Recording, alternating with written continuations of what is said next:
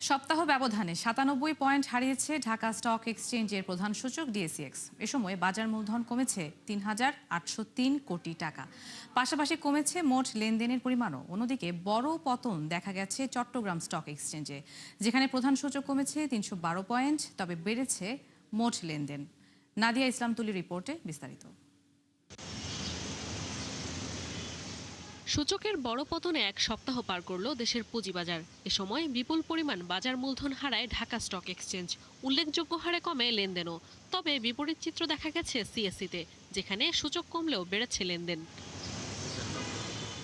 তথ্য বলছে, গেল এক সপ্তাহে ৯৭ পয়েন্ট কমে ঢাকা স্টক এক্সচেঞ্জের প্রধান সূচক অবস্থান করছে ৫,৭৮৬ পয়েন্টে।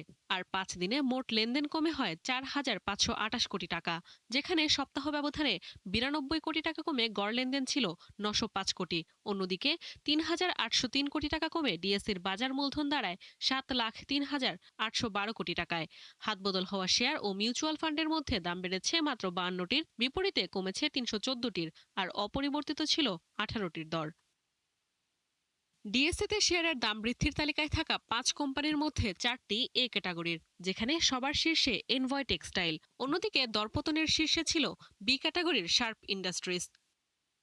এদিকে সূচক কমলেও লেনদেনের ঊর্ধ্বমুখী প্রবণতা দেখা গেছে চট্টগ্রাম স্টক এক্সচেঞ্জে। সপ্তাহ ব্যবধানে ৩১২ পয়েন্ট কমে প্রধান সূচক সিএএসপিআই দাঁড়ায় ১৫,৪৯১ পয়েন্টে। উল্লেখযোগ্য হারে বেড়েছে লেনদেন। ২০২ কোটি থেকে বেড়ে গেল সপ্তাহে মোট লেনদেন হয় ৩০৯ কোটি টাকা। নাদিয়া ইসলাম তুলি, ৭১।